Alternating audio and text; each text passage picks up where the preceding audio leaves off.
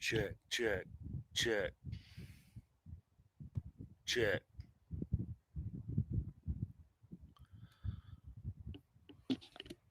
Check, check. Hold on 1 second. Check, check, check.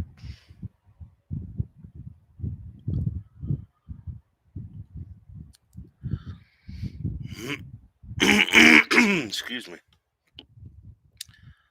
I don't know if my microphone is working. I don't know. I hope so.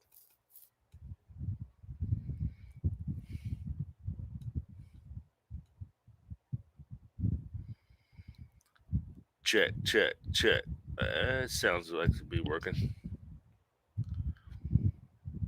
If you can hear me, let me know. If there's anybody out there, I don't think there is.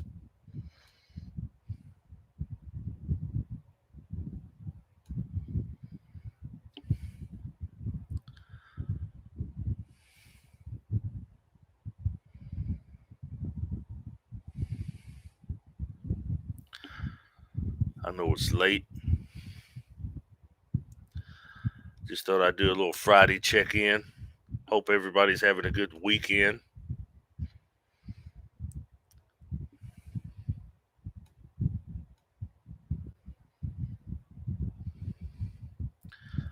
A lot of people has been wanting me to do a part two, talk about some horror movies.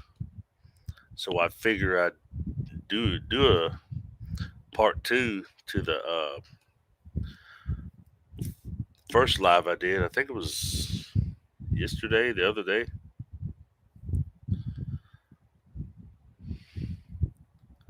I've got this live set for subscribers only. So if you're subscribed to my channel, you can participate. And we had a pretty good talk, man. A lot of horror movies, man. A lot of mentioned a lot of good ones. I really think we mentioned damn near a lot, but I know there's a lot out there that wasn't mentioned.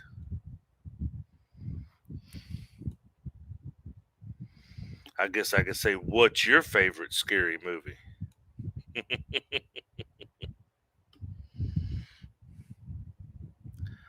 We'll take a few minutes and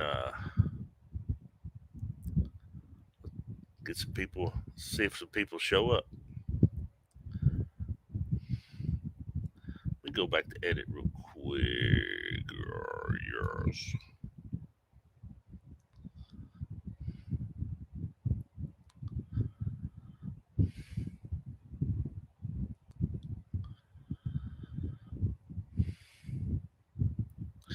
Yeah. Yeah. Don't need all that crap. But yeah, like I said, this is part two of the horror movies. So let's talk horror. I think I mentioned in the first horror movie live that one of my all-time favorites was Alfred Hitchcock's Psycho, starring Anthony Perkins, which also sprung some sequels: Psycho 2, Psycho 3, and I believe Psycho 4. He played Norman Bates in all of them. Psycho 4 was kind of underrated because it was more of a prequel. And I guess the route I'm going with this, if you have ever watched the show, I think it was on A&E. It was called Bates Motel. They didn't have Anthony Perkins in it because Anthony Perkins has been passed away for many years. Uh, but Bates Motel, the TV series was a very good adaptation, for a prequel. You got more in touch with the characters, and you got to see how he actually developed that persona in his brain, which was his mother. He was, his mother was all he had. But the TV series got more into depth with everything, like the buying of the motel and what how he actually came up. I think it was his mother that killed his father. It didn't show it, but I think we all get a good gist of what actually happened in the beginning of that first episode. I believe his father may have been abusive, or was it the mother that was kind of uh, on the abusive end? It really doesn't get into it for real. It's like I said, it's worth a rewatch for real, and I might do that. I might do that one day. Give it a whole rewatch. So she basically takes him at a young age to start a new life. It's just him and her. That's all he knows. Is just him and his mother. So yeah, so to have a peaceful, to have somebody he could connect to as time goes on, and he develops the mother persona inside his head. I guess that was the more comfortable person to, it made him feel a certain way, but also like it basically explains his mother in a whole new graph. She wasn't all as squeaky clean as she puts on. So with him developing that side of his brain, that split personality, I guess it was to kind of keep him in check. But he would slip up and do things too. He had a lot of mental problems and stuff like that. The show, like I said, the show gets real in depth. Like hell, in the movies, you never knew that Norman Bates had a brother. Never knew it. They never talked about it. They never showed it. But in the TV series, he had a brother. His brother understood, and his brother had left the home at an early age, and he was trying to tell him, mom's not good for you. She's not good for you. You need to get out on your own. And now, and as the show progresses on, you understand why, you know, he was being told that. But like I said, it's worth a rewatch. If you ain't never seen it, check it out. It's called Bates Motel. It was out quite some years ago. Not many. I mean, it's not that old, but it's a few years old. And everybody knows about the classic shower scene. If you haven't seen Psycho, then you wouldn't know, but most of the people have. They know about the shower scene with Marion Crane. But the TV show goes a whole nother direction with it. A whole nother direction. And I think it's kind of fresh how they did it. It's They had the Marion Crane story. Oh yeah. They got a little bit more in depth with that story than the movie did. But the way they executed the final shower scene was weird. I mean, to me, it was weird because you're expecting him to kill her in the shower. Well, the TV series goes a whole nother way with it, and I'll explain that in a second. First, we'll get the movies. Of course, he kills her in the shower, and the whole when he killed his mother in the movie, he poisoned her. That's the way the movie explains it. But the TV show goes a whole nother route with it. That got to me, it made it better. It explained more. Excuse me. Yeah, it explained a lot more. But instead of marrying Crane, getting killed in the shower. It was the guy she was sleeping with that got killed in the shower. So it was a turnaround. And the way that worked out is, you know, the story.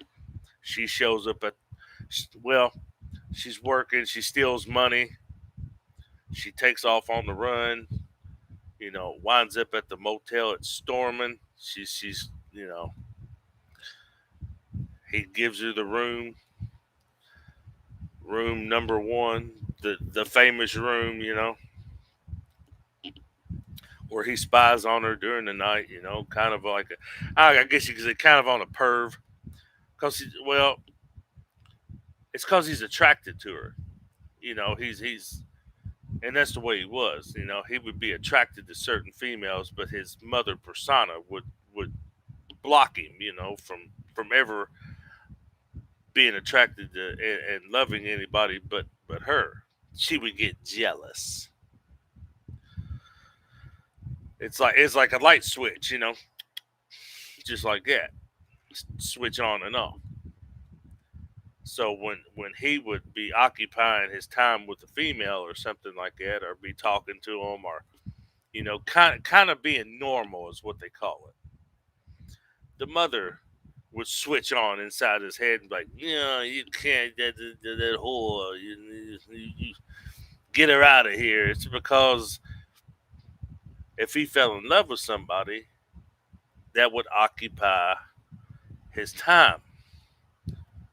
You know, he would forget about her, and it's wild. It's wild, but very understandable.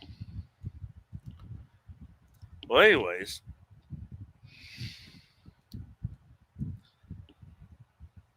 the whole persona with that was was taken very well in the TV series. But for the boyfriend that the guy she was sleeping with are supposed to meet up with the next morning or whatever, he shows up at the motel after a big fight with her because he's lying to her because he's got a whole family at home that he went back to. You know, kind of playing her, using her as just somebody he sleeps around with on the side. You know, typical modern day shit. You know, so she ends up finding out where he lives. Marion Crane goes over to her FWB's house, basically,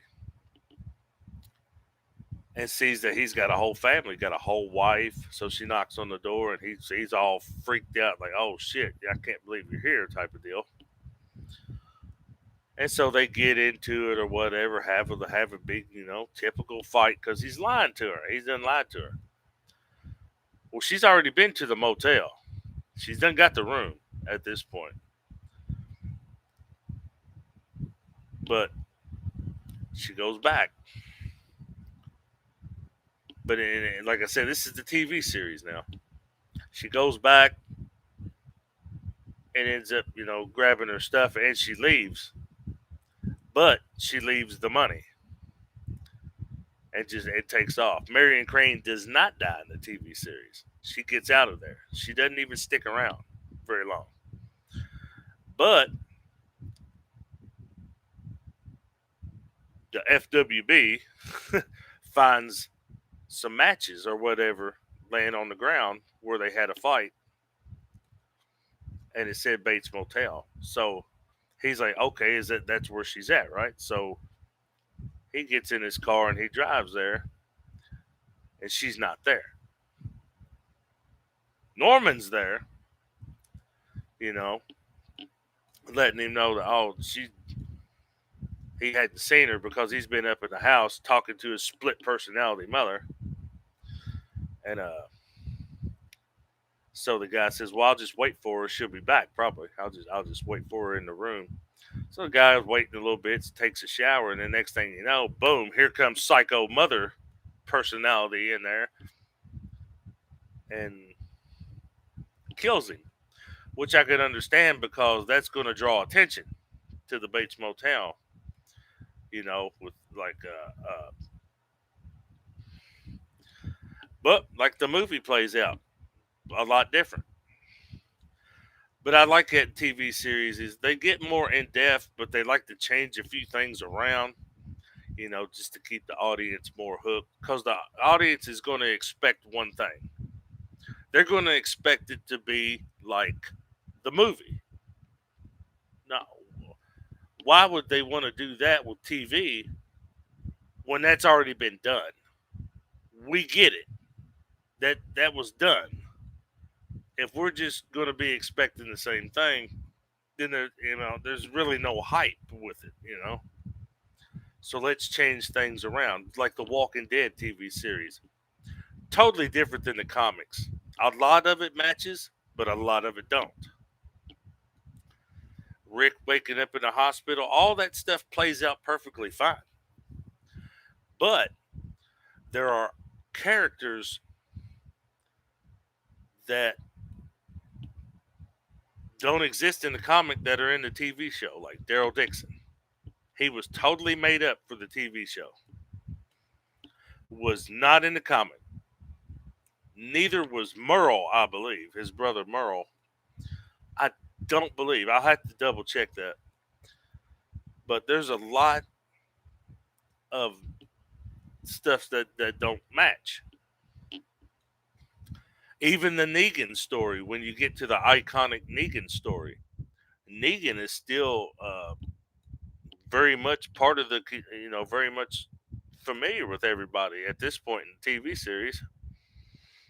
But in the comic book, he actually escapes the jail cell and just slips out when they're having a big shindig or get together, and that's the last you hear of him. There is no more Negan. That's the last that you hear of him from the whole series. It's just gone. But like I said, it's all different. It's a way to keep your audience attracted to the show. It's a way to build off the show. It's a way to build off the characters. Just like they have spinoffs that are pretty good. I mean, I'm still kind of iffy on the Daryl Dixon spinoff, but it's it's growing. It's different. But who knows? Just like in the comic book, what was it? Rick is already dead. You know, but in the show, Rick is still alive. So it's got to keep you interested. It's got to keep you drawn back in. It's time to change it up. And I agree with what the producer, what was it, Robert Kirkman, he said there were some things in the comic book that I did that I didn't want to do with the TV show. Like Rick's missing a hand in the comic book, but he still got both of them in the TV show. He regrets taking Rick's hand. So, what great way to correct everything is when you get piloted for a TV show. This is a great way to correct where you messed up with the comic. We can correct it with the TV show. It's great. It's great.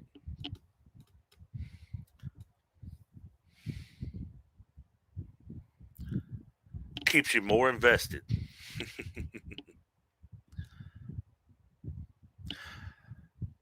Just like I found out the Friday the 13th, the lawsuit is over with.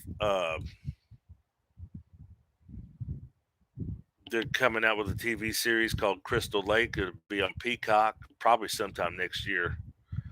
Uh, A24 Studios is doing it. The director that did the Hannibal TV series. If anybody's familiar with that, I've seen it. It's great. It's a good TV series too. Uh, I think his name is Brian Fuller.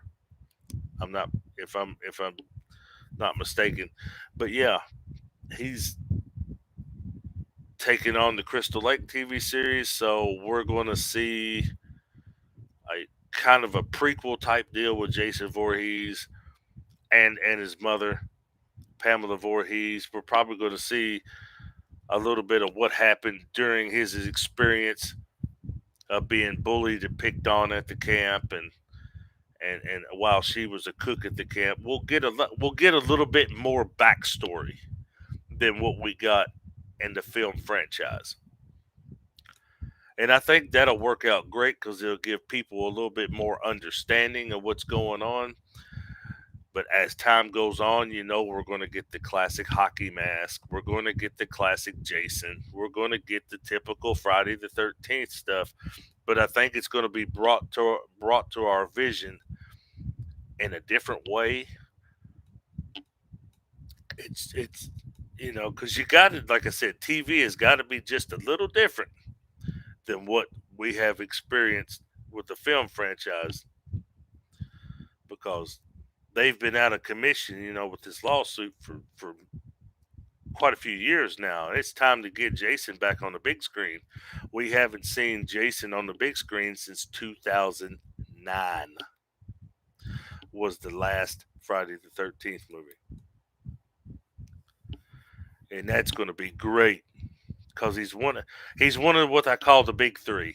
You've got the big three horror icons, which is Michael, Freddy, and Jason. That's it. You got the big three. Well, don't forget Leatherface. I guess we could go with the big four or five, which would be Michael, Freddy, Jason, Leatherface, and Chucky. Chucky's in full stream with his TV series on USA and Sci-Fi with the original voice actor Brad Dourif. Don Mancini's got Chucky going full throttle, which that's good. I have watched the TV series. I don't know. I guess I could say when it comes to Chucky and Child's Play, parts 1 and 2 of the movie franchise always be my favorite. It's classic. And Chucky's always going to be iconic with the punchlines and the goofy shit. But and the TV series is really no different. Really no different. It runs right off the movie franchise. It just goes right off of it. So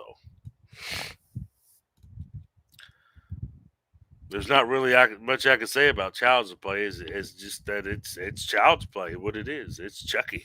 What can you expect?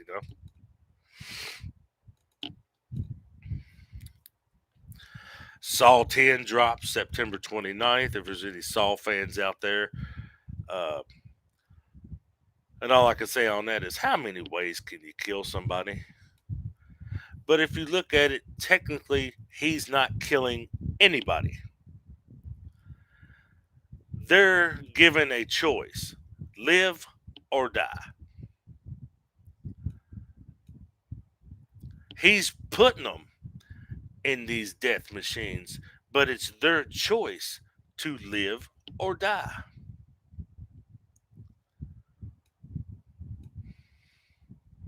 So it's basically Jigsaw's giving you an ultimatum.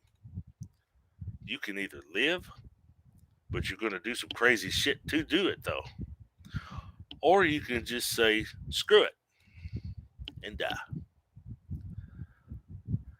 And on his aspect it's more of a revenge type of deal. It's like revenge on the people that the storyline. He was diagnosed with cancer or whatever, and they tried to it just it's almost, well, I don't, stuff like that. Brain cancer or something like that. I have to go back and look it up. I haven't really been paying attention to Saw that much.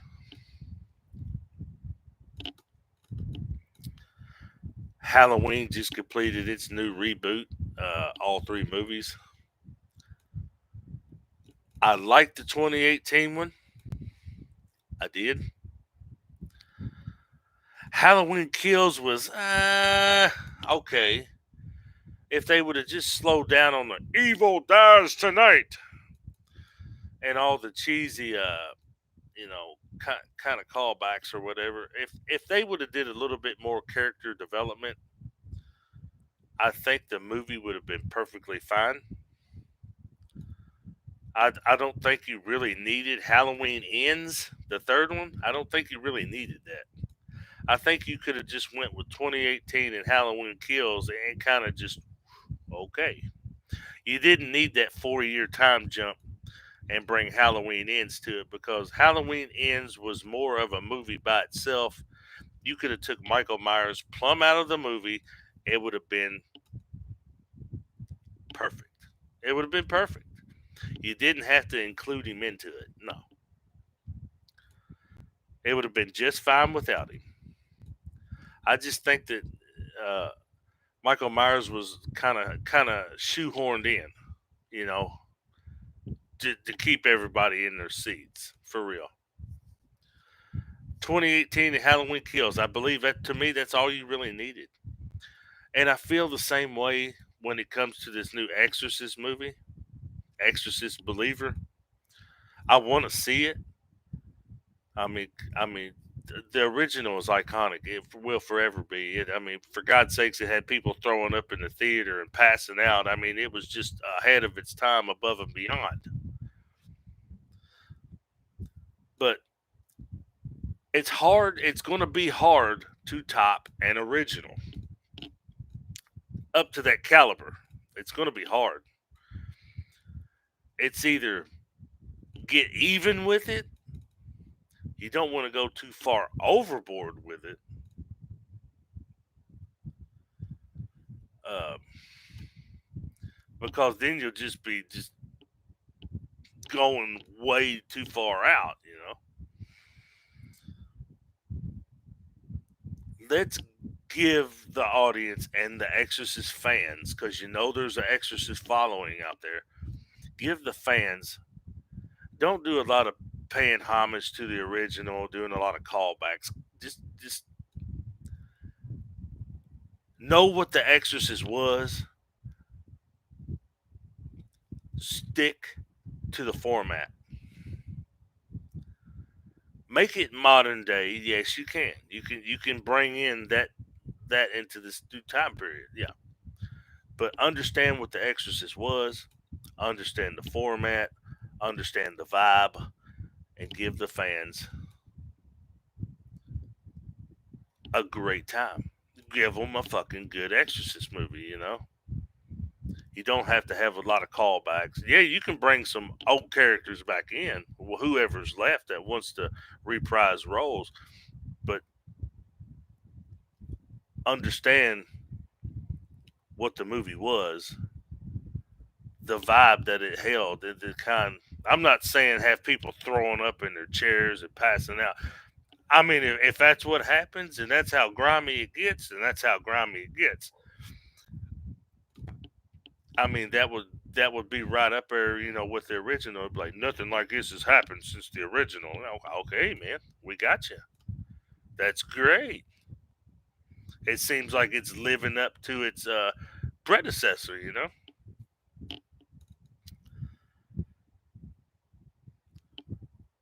But it's just like let's do it. Stick to the original format. Yeah, you can throw a little bit of spice in there. A little bit of herbs and spices with the film, and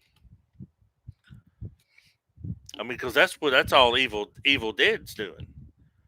Their remakes, their remakes, like what was it, 2012? They did a remake of the original movies. I'm perfectly fine with it. I love it. I love it. I think that's a remake done well.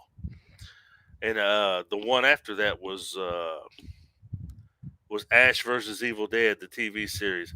That was fine because that was almost as good as that was good because it kind of bleeded off. It kind of bled off of Army of Darkness and the original Evil Dead's because you still had Bruce Campbell as Ash. It just took you back because all it did. It's kind of, oh man, it kept the original vibe, but it had modern day type deal. You had the comedy horror type deal back.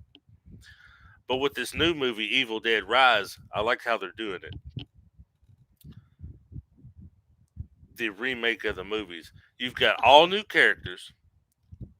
Yes, they put them in the cabin in the first one. Typical, paying homage. We're going to start out in the cabin. But Evil Dead Rise, we're in the inner city. We're in a apartment complex. You know, it's storming outside. We're in a whole new environment. The Necronomicon looks different. It was placed different. We don't have a tape recorder that's telling you anything. Now it's a vinyl record. You know, 3 or 4 vinyl records. I mean, it's fresh. The content is fresh. It's being original, and that's what I like about it. You could take the Necronomicon, you could take Evil Dead and place it anywhere. As long as you execute it right, stick to the original format of what Evil Dead is, I don't see how you could go wrong. For real. You could keep this franchise pushing out films,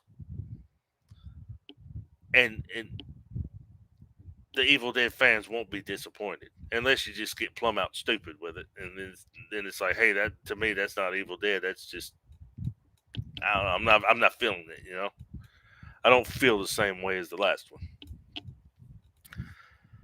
I think, like jumping back to my first horror movie was Psycho. I do believe that you could remake that, even though it's already had a remake with Vince Vaughn. It's kind of iffy. I think that you could reboot that to a more modern style. I believe you could. I think anything can be done for real if they do it right. I think you could have the Norman Bates uh, character, like the Bates Motel type of deal. I think you could do all that again, but why would you? Now, because Bates Motel pretty much did that. You know, why would you want to keep redoing and redoing, telling the same story, but just throwing? To me, I'd stick with Bates Motel. Stick with what's already out there. Nothing needs to be explained any further. I think they did enough. Another movie I want to touch on for maybe a few minutes is it's a real. I know Psycho's my favorite when it comes to horror, like psychological horror. But this movie right here, I really love. It never gets old. I think I could, dude. There was a time I was watching this movie every day, kind of like Freddy versus Jason. There was a time I was watching that every day. These two movies, The Crow with Brandon Lee and Freddy versus Jason. Not so much Freddy and Jason, but Brandon Lee and The Crow. That movie to me was ahead of its time. Brandon Lee was awesome as the as Eric Draven, The Crow. I know I've read that they've already shot a remake of The Crow with I think his name's Bill Skarsgård. And dude, I go to battle with this movie every time I read a or a comment or something like that. I go to battle with it, and I always say the same thing in comments. Some movies are better left alone. They don't need reboots. They don't need remakes. Hell, they really don't even need sequels for real. I think some movies are good as one offs. Be done with it. You get the picture. The Crow spawned multiple sequels. The the second one, The Crow City of Angels, wasn't bad. It still had that vibe as the first one. It really wasn't that bad for real. So I'll say the first one was excellent. The second one was decent. Decent. It's watchable. But when it comes down to the Brandon Lee one, the first one, to me, even though he died making that film, rest in peace. That it was great. It was great. I don't think it needs to be remade. I think, like I said, some movies need to be left alone. But if it's a cash grab in Hollywood, they're going to do it. You can't stop them. All they got to do is get the rights to it, and they're going to do it. Uh,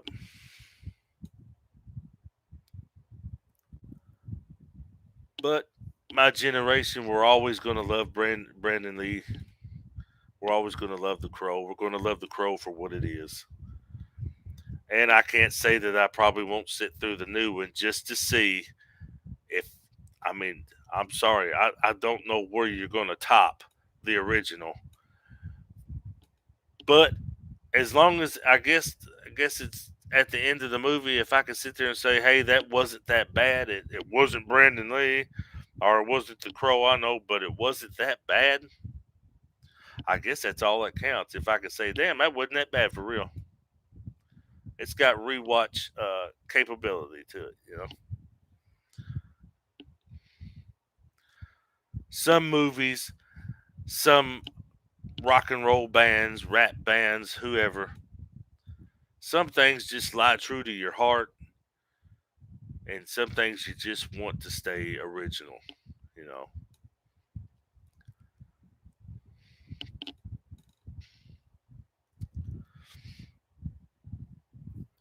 But that's what I can say on that. And like I said, there's all kinds of horror movies out there, man. There's some that people wouldn't even think would be classified as horror for real. Uh,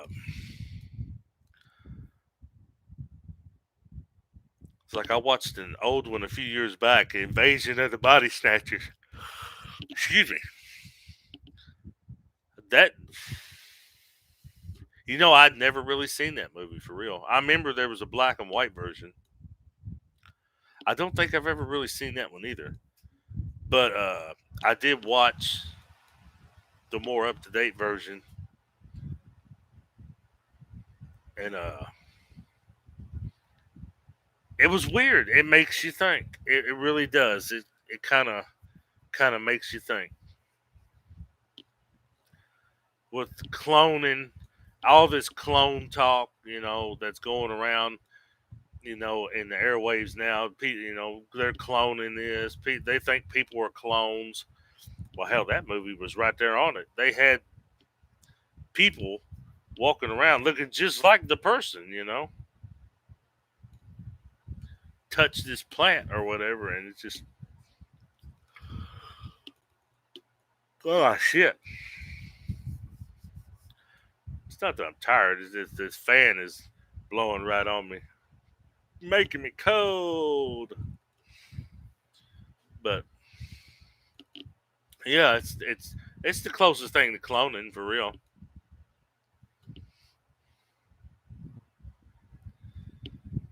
How you doing? Coffee talk with Taylor. Hey, hey, hey. I know it's late. Everybody's probably snoozing. They're like, damn, he waits until midnight to talk about something. I got a lot of people in some comments. They said they enjoyed the horror talk the other night, and I thought I'd squeeze in a part two. Didn't know if anybody would show up. They said they enjoyed it. I'm like, well, hell, let's do another one. It is late. I just got off not too long ago. Wind it down. I need to go watch the other live. Oh yeah, yeah, the first one. Yeah, the first one, man. Everybody was shooting out horror flicks, man. They were naming some of the ones they'd like, and we was talking about. Man, we talked about so many. I don't even understand how I'm still talking about horror movies. We named so much. I think we just about named them all for real. But I know, but there is a lot of horror movies, like I said, out there that we didn't talk about, like John Carpenter's Prince of Darkness. Uh, Let me think. We didn't talk about Stephen King's Carrie. They're all gonna laugh at you. We didn't talk about that. We didn't talk about Graveyard Shift. Stephen King's Graveyard Shift. About your top 10 favorite horror movies. I like the classic. Psycho is my all time favorite. All time favorite. And Halloween. You can't go wrong with Michael Myers, 1978. Yeah, Carrie is amazing. It was up there. It was up there. Telekinesis, man. I'm telling you. She just wanted to be normal. That's all it is. Halloween Ends was terrible. Hey, if you want me to, I was just talking about that a minute ago. All I said is they shoehorned Michael Myers in at the end. You could have took him plumb out of that movie, and it would have been just fine. It would have been just fine. To me, yeah. Yeah, I mean, yeah, I kind of felt bad for her too, man. Be it, set up on that date. Hell, the poor girl became prom queen, and then you dump pig's blood on her. I hate to tell you, but you suckers had it coming. What she did to that school, all the gymnasium at the end, they had it coming. You fucked with the wrong one. Let's just say the joke's on you. They pretty much had a love story all the way through that I cared less. Yeah, I mean, yeah. We talk about Halloween Ends. Yeah, we didn't need that 4 year time jump with Lori and Allison and her meeting her new swag. You know, we didn't need that. Yeah, you're right. The joke was on them. They had it coming. I don't feel sorry for none of them. Sorry, John Travolta, but you had it coming, bro. Um, yeah, I didn't feel sorry for none of them. That poor girl just wanted to be normal. All she wanted was some friends, man. She just wanted to be, cool. That's it. Because look at the life she had. If she did something wrong, her mother would throw her in a damn closet hole in the wall, make her pray. It's ultra religious because her mother was ashamed of the way she used to be. That's what I got. That the daddy wasn't around, so he basically, you're being a teenager is tough for women and men, and men. I know women are probably like, oh, men. Everybody grows up different. It ain't just one gender. It could be rough for both genders. Yeah, I'm not. Yeah, I see things that way. I just see it could be rough both ways, and it's how you deal with how can I say trauma, because when you're growing up rough like that, it's traumatizing. And if you could cope with that trauma during life, it's hard. It is. I mean, they don't make therapists for no reason, right? It's. I mean, come on, man. It's all about how you handle it, but you got to overcome that. Poor girl has a shitload of PTSD. Oh yeah, oh yeah, absolutely. Dude, I feel sorry. I felt sorry for her. I seen what she was going through. I've been through similar things like that, trying to fit in, trying to, was always an outcast, misfit, didn't know where to fit in, was afraid to be my actual self, always wanted to be something else. Uh, yeah, when it come to hanging out with the gangsters, or all, had to get the gangster swag down, or hanging out with the gothics and the grungers. I tended more to that side because I understood those type of people. Because yeah, and I got to witness firsthand of some of them, life by meeting their family and stuff like that. Some of them, man, I would sit there and think, how do you put up with this? You know, it's just they have to adapt. They have to adapt to it. It's the only way to do it. And then, I mean, you can't really blame them. I mean, some of them grew up in what they call broken homes. I was a loner in high school and wasn't completely comfortable with myself, and that was me. I was just afraid to be myself. When asked about, to speak about my problems, I didn't. I stayed silent.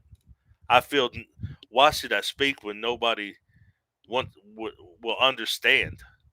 The only person that understands how I feel is me. You're never going to, like, if my parents tried to talk to me or something like that, you don't understand how I feel. You'll never understand. It's complex.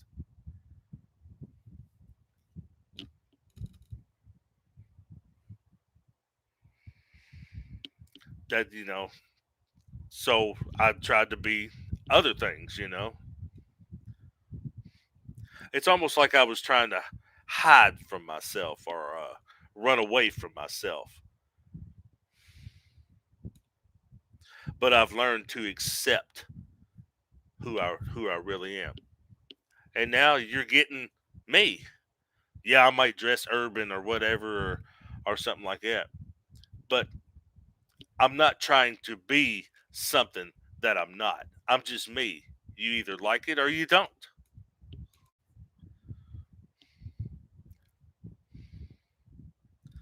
Yeah, it's what they, yeah, it's like I grew up, I was heard it was called phases. Yeah, they called it phases. You had your gangster phase, you got your gothic phase, you got your preppy phase. I tried it all. I tried it all. Nothing really fit. So I made my own type of deal where I feel comfortable. And that's what it was all about. Feel comfortable about yourself. Stop caring about what other people think about you. Who cares what? Because everybody's got opinions. They're like assholes. Everybody's got one. Somebody might not like you. This person might like you. It doesn't matter.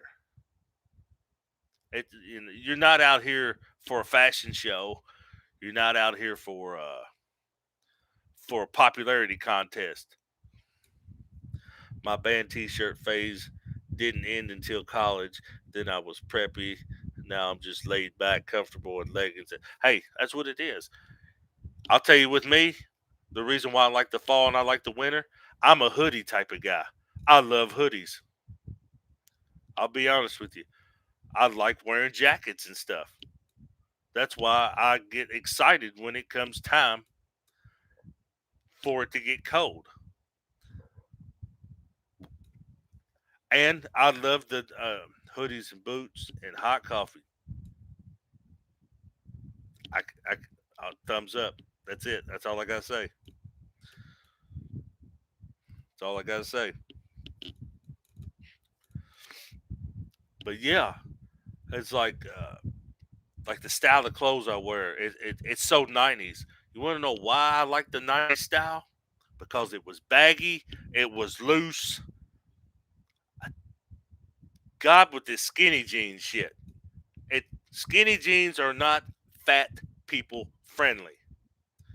I see a lot of bigger people wearing skinny jeans, and it just looks goofy to me. Give me a pair of baggy jeans, some Lee dungarees, or some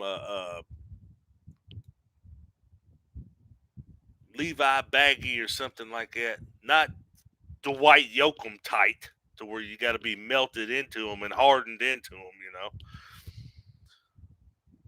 Give me something loose, something I can move around in. I need some room, damn it. I don't want to feel like I'm suffocating and being strangled to death at my waist. How that man moved in those tight ass pants, man. Depends on how skinny they are. They can do certain skinny jeans, but not all. I can do Arizona skinny jeans. Arizona. That was a brand coming up in the 90s that was real popular. Arizona. I know I had some Arizona shoes, kind of like skater type shoes, but yeah, Arizona was one of the brands, man. What was it? Jinko, Arizona, uh, Billabong. Oh man, and corduroy was real big. Matter of fact, I've got some corduroy in the closet. Only jeans I wear, Arizona. Hey, I'm not knocking it. Not knocking it. I had some of the baggy Tommy Hilfiger jeans when they come out, and the FUBU and stuff like that, because that's just what I liked. It was big, it was baggy. But now you look at it, it's like I do good to get one leg in there, and I might bust the seam. The big bubble jackets and stuff like that. I love it, love it. It's just great times, great times.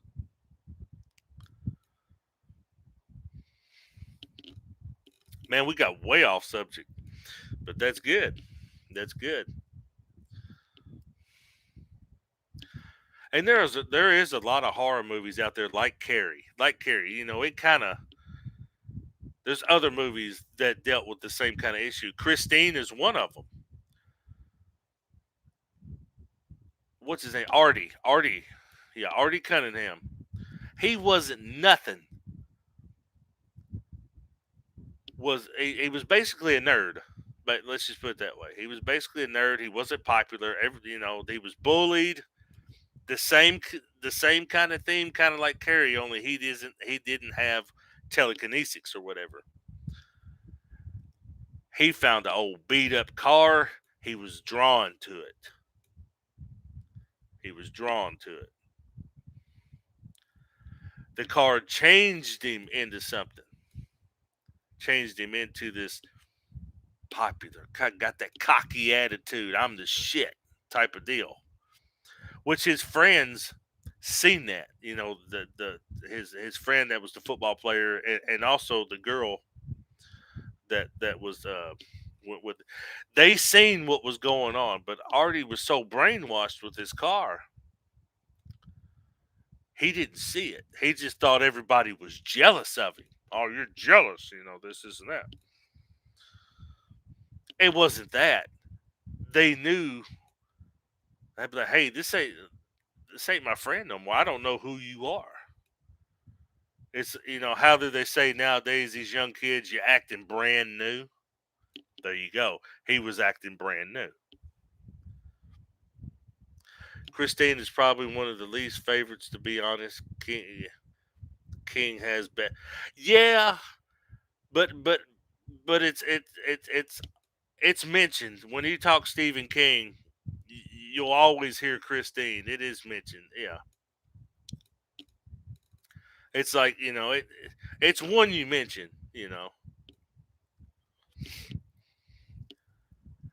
But speaking of Christine, I don't know if you noticed this or not. When you watched Halloween Ends, did you get that Christine vibe? Did that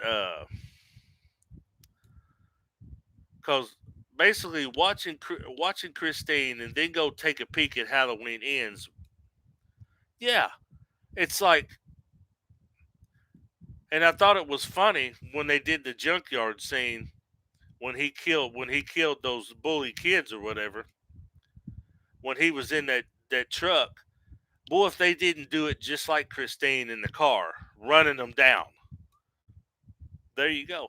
I think where they screwed up with Halloween Ends, they went too Christine with it.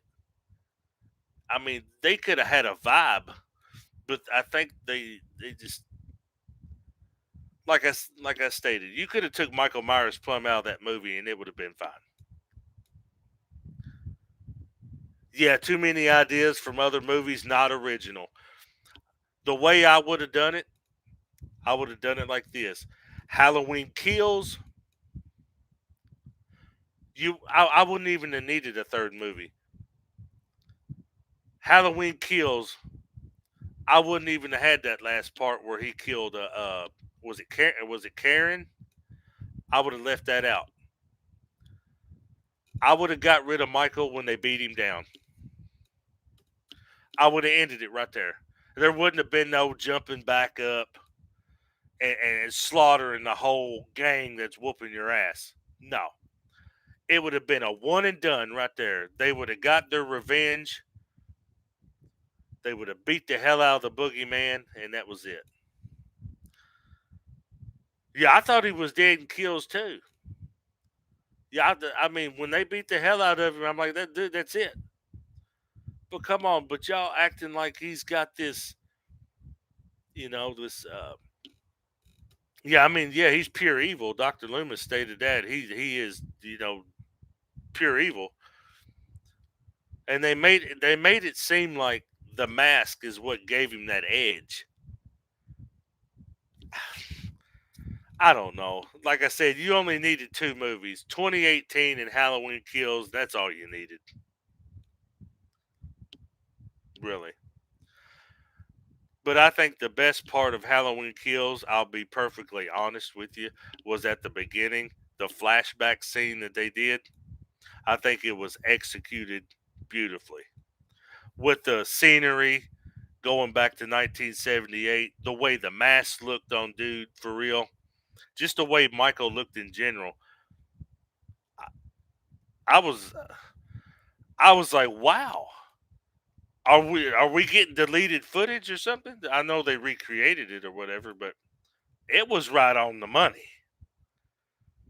with it showing him walking down the lighting and it. Man, this is right on the money. And the guy they got to play Dr. Loomis was perfect. I mean, you couldn't have gone wrong with it.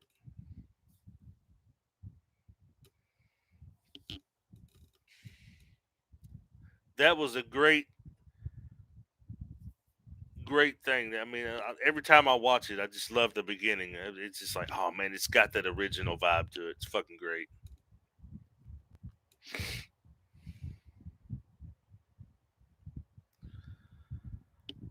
But like I said, the more and more you do with these movies, I'm glad they ended Halloween because if they would have kept going, they would have ended up like they did with the original franchise. After the second one, back in the day, I think it was 1981, it just became shit show after shit show after more shit. It's to the point that they was pulling shit out of their ass at that point. What was next? Michael goes to space, or uh, he's gets it, finds a time machine, and they shoot him back to the fucking Western days or something. Michael Myers riding a goddamn horse, dressed up in a cowboy hat. I mean, if they would have kept going, it probably would have ended up like that for real. They did it with Jason. They sent him to space. They sent him to hell. I mean, it was to the point that they was just pulling shit out of their ass for a cash grab. I think that they are going to say Lori didn't kill him and she was tripping on drugs. Oh, like for the future for Halloween. Now, I'm going to say this: if you're going to continue the Halloween, I wouldn't do movies anymore. And I hate to lean towards this because this is where Friday the 13th is going. If they come out with it, I think it'll be a few years down the road because it's a big cash grab. People's going to want to see more Michael Myers. They're going to want to see more Halloween. It's got a hell of a fan base. Yeah, so they can't sit on it for too long. Just enough to let these play out until somebody else gets the rights to it. Like Friday the 13th, I was just stating earlier that it had its lawsuit is finished. Peacock picked it up, for a TV series, and A24 Studios and a Brian Fuller that did the Hannibal TV series is directing it, and which I'm psyched to see it because I like Friday the 13th. I know it's got some cheesy ass sequels, but parts 1 through 4 I think is my Jason Voorhees. Anything after 4 is just dog poop to me. Uh, you don't like the Hannibal TV show? I get, it was different. It was different. A lot different than Silence of the Lambs and stuff like that. Oh yeah, the movies were yeah. Oh yeah, Anthony Hopkins, man, love it, love it. Yeah, the TV show kind of threw me off, but it was a decent watch though. Oh yeah, Silence of the Lambs was great. Was great. But if you notice the TV's not the TV, but the movies, you have to watch. If you was really going to get into the storyline with the films, you have to watch them backwards. You'll have to watch Red Dragon first, then Silence of the Lambs, then Hannibal. I think it's weird how they did that. But hey, did you catch the what was it Clarice TV series? Now I thought that was all right for real. I mean, I don't. It didn't last very long, but the Clarice TV series that come out, I think it was on NBC. It wasn't that bad for real. It was supposed to be after she stopped dealing with Hannibal.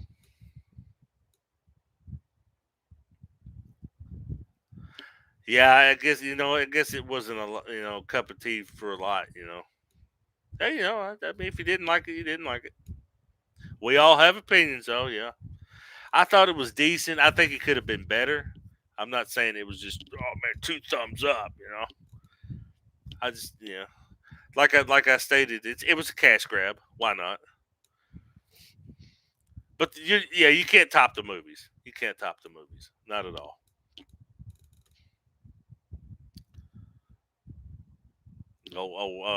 Buffalo was it Buffalo Bill? God, that sucker was off his rocker. Would you fuck me? I'd fuck me. I was like, good grief, come on, bro, come on, bro. Weird, weird.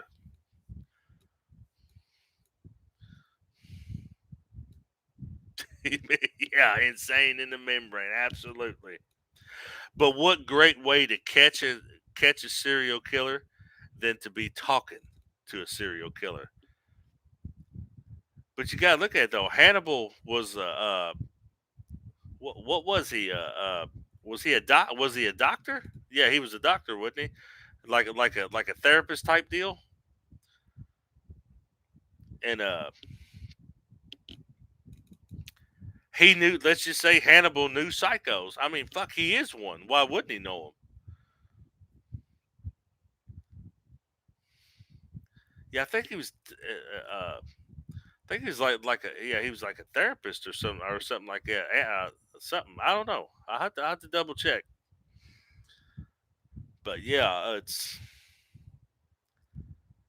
like I said. I don't know about the new Saw movie. I'm kind of burnt out on Saw, and like I was stating earlier about the Exorcist, the new Exorcist movie,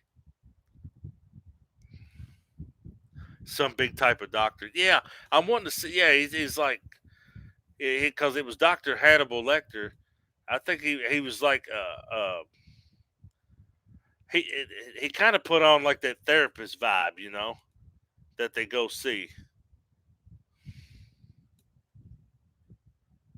Yeah, Hostel was just whoa, whoa. I'm glad that franchise is over and they haven't even thought about redoing it. Yeah, I'm done with the Saw too. I'm kind of burnt out. I'm burnt out on it for real. I'm not. I'll wait for the bootleg. It's not something I want to waste my money on. But like I was stating about The Exorcist, you're never going to top the original. I'm sorry. The original is always going to be iconic classic. Yeah, and that's what I'm getting into because they got this new Exorcist movie. Stick when it comes to the Exorcist, back in the day. Like I said, you can bring it into this modern day era. Yes, you can. I'm not saying that you can't, but please Stick to the original format, stick to the original vibe. Don't go overboard with it. Give the Exorcist fans that feeling like they had when they watched the original. Yes, back in the day it had people throwing up, passing out. I'm not saying make it to where they throw up and pass out again. If you do, you do. Then I say, hey, you're right there neck and neck with the original. But I'm saying don't go over the top with it. All this it brings me to another one, Children of the Corn. I think it should have been a one and done, no sequels, no reboot, nothing. I think he should have just left it alone. Feels like I'm doing my Donald Trump. I think he should just left it alone. Nobody cares.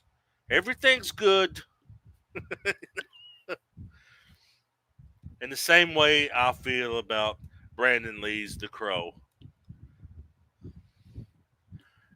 I do like the movie. I just think they went too far out with the sequels. But but yeah, Children of the Corn was something. Yeah, they didn't need any sequels. I think it should have been a one and done. Hey, we got it. There you go. Yeah, it's just yeah, they should have just left the Crow alone. But like I said, it's a cash grab. It's a cash grab. We'll make some money on it. We'll get some asses in the seat because we got Crow fans out there, and they want to see if it lives up to the hype of the original.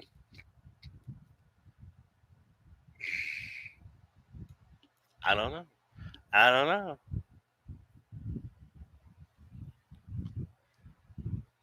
But there's one film franchise. I'm not saying that they'll reboot, but the actors from the original are sticking to it and saying it doesn't need any reboots, remakes.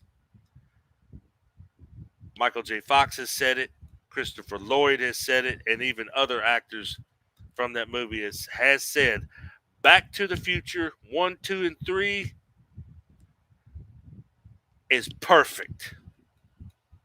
You don't need any remakes, you don't need any reboots, TV series. I think you should leave those three alone, and I do agree. Absolutely. I am right there with you. Those three movies, it's hard to find a series that's got back to back sequels that just live up to each other, that live up to the hype. Most times when you get past the second one, they start going downhill. But these three right here, perfect. Oh yeah, I kind of be mad too, because they're gonna dog walk the shit out of it if they remake it. Taken should have been left alone as a one off. I believe, yeah, because the first one was great. Then they spun a TV series that got canceled. It wasn't that hype. Yeah, it's like it was almost like a cash grab. They should have just left it alone. You don't need to go that far with some of these movies. Yep, should have been left alone. I agree. Hollywood, leave Back to the Future alone. If it's in your head that you want to do something, don't be calling up Tom Holland as Spider Man and say, "Hey, you want to play Marty McFly in a reboot of Back to?" No, no. Oh, I seen all the Taken movies. I'm done. I'm done. I'm done. Yeah, don't if somebody is sitting in their bedroom tonight and saying like a producer or a big studio owner and is like, man, I think we could do it. Back to the Future. No, there needs to be something to crash through that man's bedroom window and say, and give him the shine that says, "Do not do it." For God's sakes, they're going to they remade the Toxic Avenger, for God's sakes. Not that it wasn't a cheesy gore fest, you know. Not everything needs to be rebooted. I even read, and this is sad because I really like the originals because they're funny as hell and they're goofy for zombie movies. And that is Return of the Living Dead. Brains. I read on the internet from a perfect source that's never been bullshit that they're gonna remake Return of the Living Dead. Oh my! I understand it was my childhood. Movies were what they were then. I guess you gotta bring it for the newer generation. The newer generation is gonna have their version of Return of the Living Dead. I've got my version of Return of the Living Dead, right? Brains. Get the fucking screwdriver out of my head. Just silly shit. And that's the way I put it. My kids are going to have their version of Michael Myers, which is 2018, Halloween Kills, Halloween Ends, and what comes further after that. My version of Michael Myers was 78 and Halloween 2 from 81 and then you had Halloween 3 Season of the Witch with the mask, Silver Shamrock, and then Michael Myers come back in 4, 5, 6, H2O, Halloween Resurrection. That's my generation. There isn't any original ideas anymore, and you're perfectly correct with that. It's all remakes, reboots. But don't get me wrong. If you want to remake something, fine. It's all good. But do it justice. Like I was stating earlier in my live, the only franchise that I've seen that hasn't screwed up on remakes and as well as TV is the Evil Dead franchise. I think everything they've put out so far, I mean, I hate to, I'm not riding its genitals or anything, is that I've seen it, and I think that they stuck to the original format of what Evil Dead is. They didn't go too far out with it. I mean, even though the Ash versus Evil Dead was kind of wild, but it gave you that comedy aspect of Evil Dead 2 and Army of Darkness.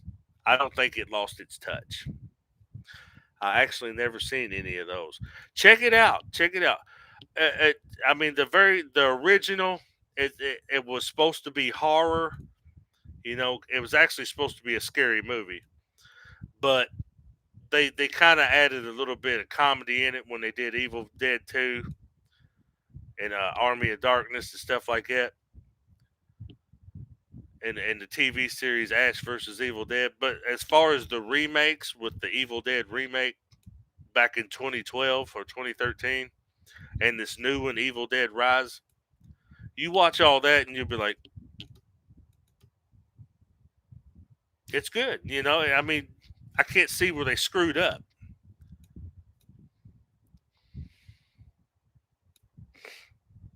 Yeah, I don't have a problem with that franchise as long as they keep to what they're doing and how they do it. You can't go wrong. You could do many more sequels and it'd be perfectly fine.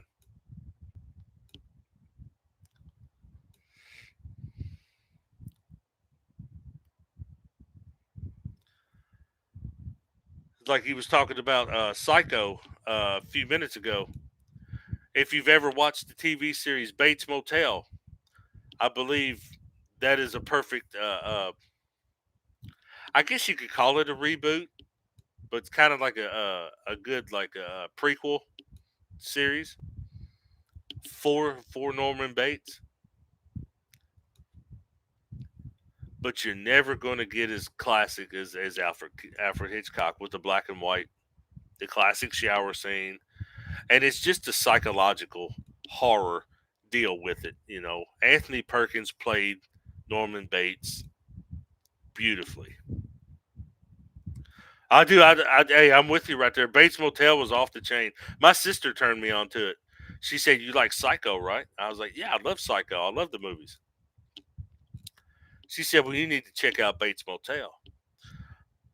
So one day I was cruising through Netflix, and boom, there it is. You know, I'm like, okay, well, I'll give it a shot, right? Vince Vaughn did a decent. He did a decent job. Yeah, but I don't know, man. I just, I wasn't feeling it. Wasn't feeling it. Not like the original. I guess what I'm trying to say that Anthony Perkins' portrayal as Norman Bates was this. I don't know, man. He had it. It's just Vince. We love you, baby. Can't wait to see you in the Dodgeball sequel because that movie was just fucking funny and classic. But and old school, all the comedy movies you done, Vince, you got it, baby.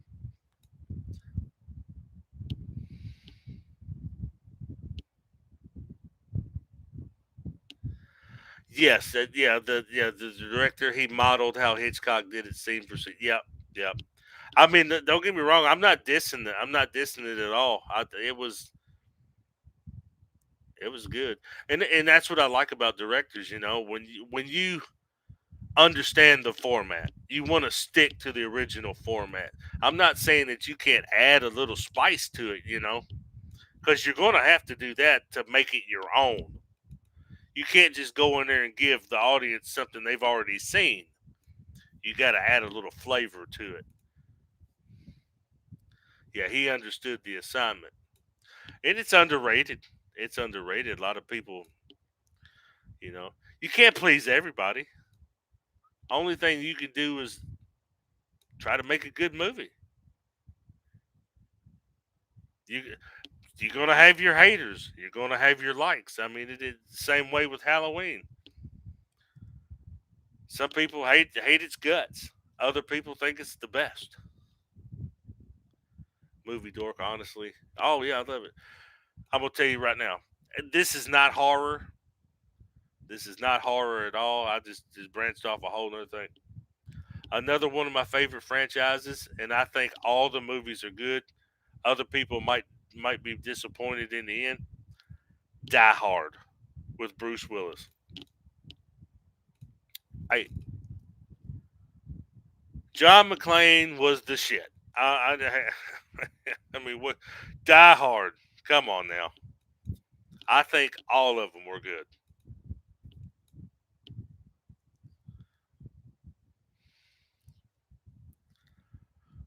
You know, all of them were good. What man do you know from the original could run around a goddamn high story building, no shoes on, barefooted, get glass in his feet? This man is bleeding all over the fucking place, kicking ass.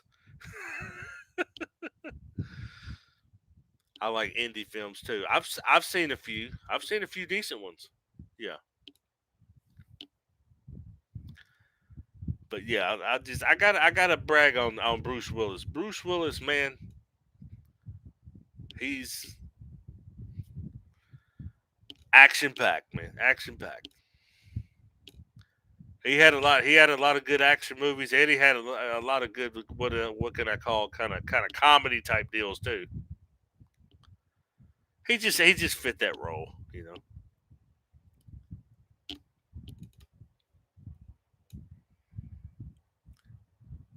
They didn't do wrong when they casted him for Die Hard. Coming fresh out of Moonlighting, that TV series was, I think it was Sybil Shepherd. Moonlighting, yeah, straight to Die Hard. Fucking became a, yeah, yeah. All right, talk to you later. I hate to wasn't trying to keep you up, but I'm getting ready to get off here too. We've talked horror, we've talked Die Hard. We might run around the apartment tonight barefooted, like John McClane. Yippee ki motherfuckers! That's what we're gonna do. Thanks for the person that stopped by. Thanks for the people that watched. Thanks for the people that liked it. Hey, it's all good. I'm glad you came by. You gave me somebody to talk to. You helped me keep the ball rolling here, and I appreciate that. Because I was running out of momentum here. I was like, I'm kind of losing it here. But yeah, hey, go check out The Evil Dead. I recommend it. I recommend it. You'll laugh your ass off. Trust me. But anyways, like I said, I'll try to catch y'all on the next one. Peace.